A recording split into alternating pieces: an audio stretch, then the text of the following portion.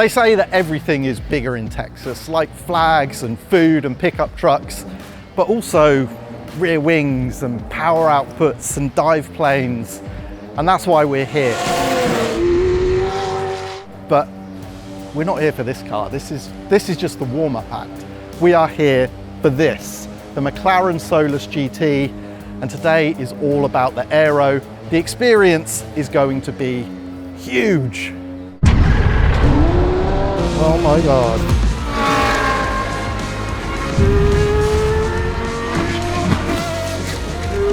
Just unbelievable.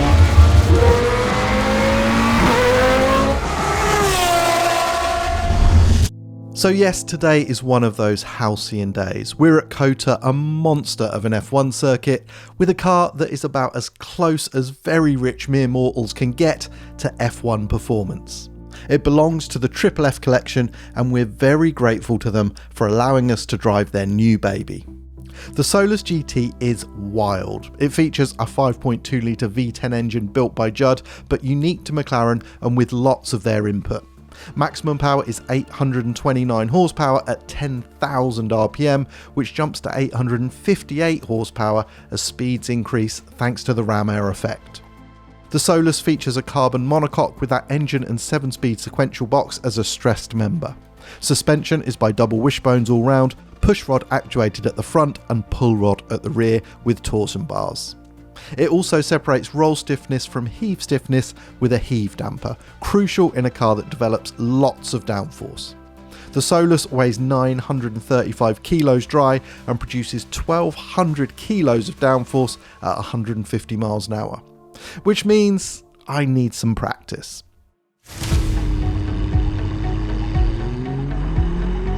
Okay, so how do you prepare for a stint in a Solus GT? Well, obviously in a Senna GTR. I do not know this track, I've never been here, and this is an 814 horsepower track monster, honestly. So much front end, so quick through this first section. Take loads of curb here, brake. It's hard to believe, you know, this was McLaren's ultimate track car very recently, and now it's a warm-up to the main event. The GTR might be road car derived, but its grip, braking capabilities and whole vibe is pure race car. Its 814 horsepower is backed up by 1,000 kilos of downforce at 155 miles an hour, and the GTR weighs 1,188 kilos dry. The suspension is similar to a 720S GT3, 4-way adjustable Öhlins dampers with adjustable anti-roll bars. And although it's fairly conventional by Solus GT standards, the experience is pretty bloody extraordinary. Oh my God, yeah, this thing's proper. Oh, you can just throw it between direction changes, ride the curbs, and just get on the brakes. I can't really conceive of going much quicker than this. This is right at the limit of my talent, that is for sure. So only knows what the Solus is going to be like.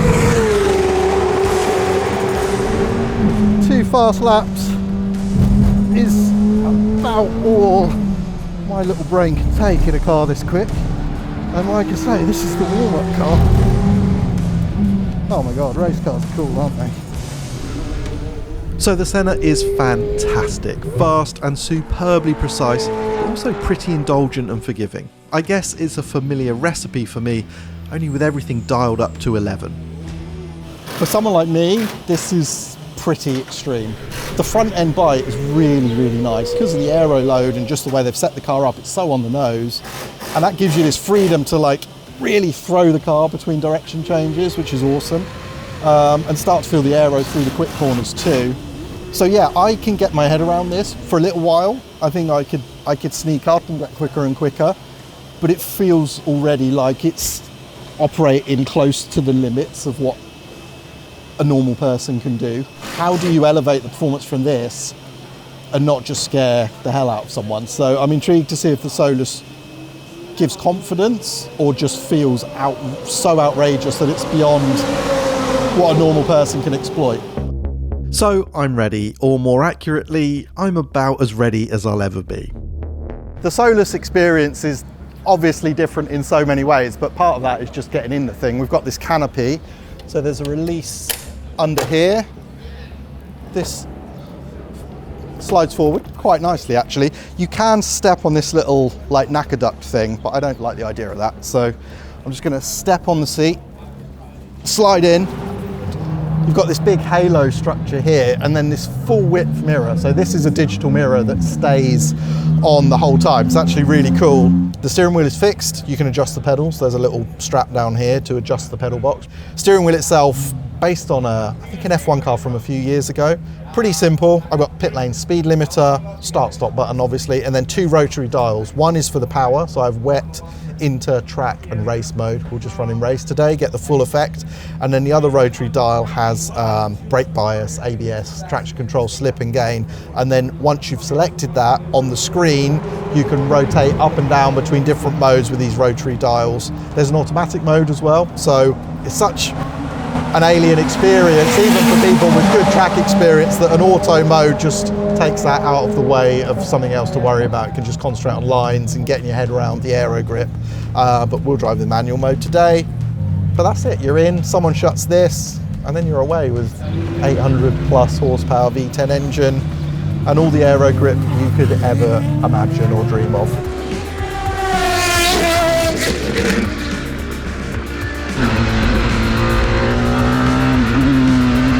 Wow, the view is amazing. Very light steering. Oh, it feels rapid. It's got that real race car sensitivity. If I thought the Senna GTR turned, then this is a whole different ball game. Oh my god, yeah, it goes. I've wanted to drive a Judd V10 engine car for so long. Wow. You get the vibration through the car, but it's not too bad.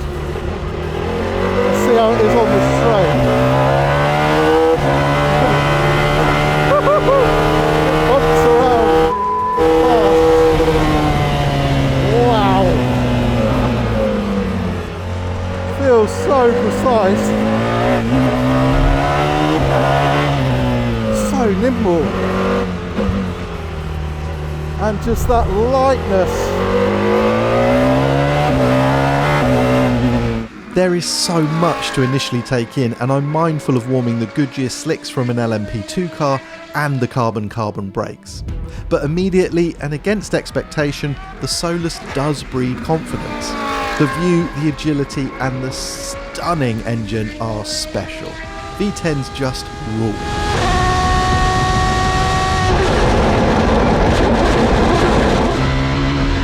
It doesn't feel terrifying, which I was worried about, but it does feel so alien. I'll be interested if I'd actually even go any quicker in this. So much more precise. Yeah, I don't know if my brain can keep up with this level of the speed that the track's coming at me.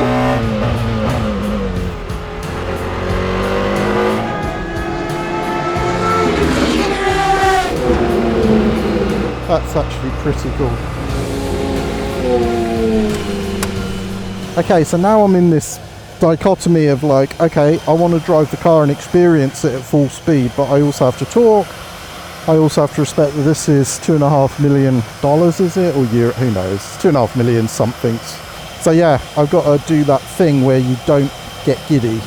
And I can see that could already be quite a challenge, because having this level of performance and cornering capability is really impressive, but the problem is you arrive at the corners so quick, and even though it's got all that downforce, you can just kid yourself into braking a bit too late or whatever.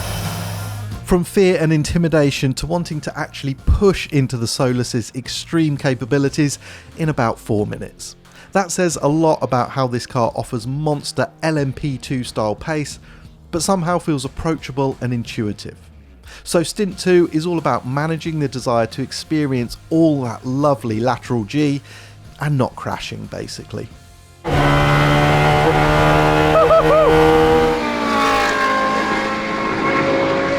engine is an absolute monster.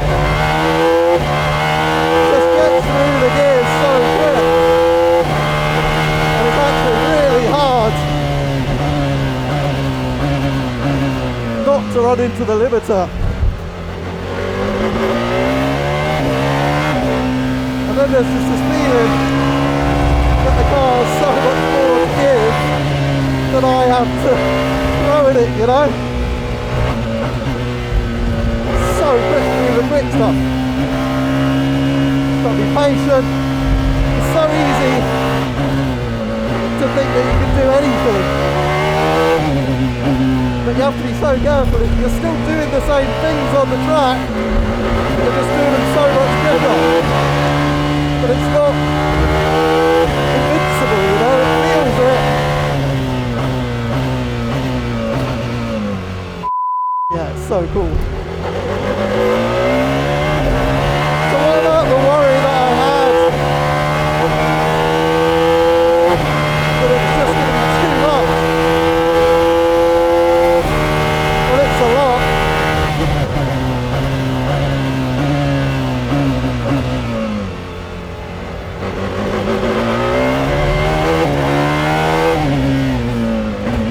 I think I could just about keep up with it for about a lap.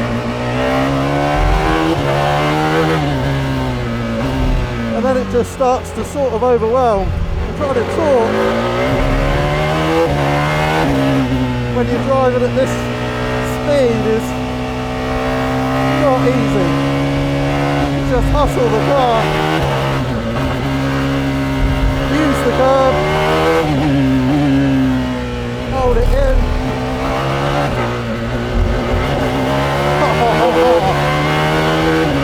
It's a beast of insanity. Just changes the track. It's just a different place. I've got to remember this is someone else's car, but I just want to drive it as fast as I can. You don't ever feel like you really get to any sort of limit. Its limits are somewhere up the road. It's really interesting because I'm probably absolutely miles off what this car can do in terms of raw lap time, but it feels like I'm driving the thing. Even when you're not at its limit, you're going so quick and you are feeling a bit of understeer here, snatch of ABS, so you get little glimpses of its ultimate potential. But yeah, you could spend a long time, well, let's say a normal person could spend a long time trying to sneak up to what it can do. But yeah, what a cool thing that you can drive it probably relatively slowly and feel like you're getting something out of it. It's hot in here, I love the view, I adore the engine. The gearbox is super cool, but most of all it's coming up to these quick corners and just turning the wheel, and the thing just absolutely goes. The only thing is you're going so quick that if you haven't picked your line right, you go offline in a hurry.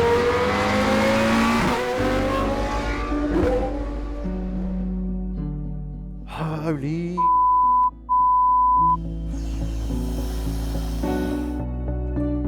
So playtime is over at COTA, and it's been quite a day. I was worried when I first turned up. There was XF1 drivers, IndyCar drivers, Le Mans winners. There's Senna's old Formula One car down there, and even the stuff I was driving was pretty grown up. And I felt like I should be here in the grandstand, honestly. It was 1,000,000 degrees, I just wasn't feeling it, and my confidence was nowhere. But as it turned out, it's been an amazing day. The Senna GTR, perfect way to introduce yourself to the Solus. Just felt like a really road-based, but real racing intent in that car, really hardcore, great fun. And then the Solus is just next level again. I was probably scratching the surface of what it could do, but to drive a car with a Judd V10 engine, to feel the aero, it was great, and I felt like I could push it, and over time I would learn to push it much, much more. So yeah, if aero is a drug, then the Solus GT is about the biggest hit you can get for a normal civilian like me. And it made me feel pretty good, you know. I don't think I'm ready to give up the race suit just yet. I'm gonna keep it. I might go for another stint.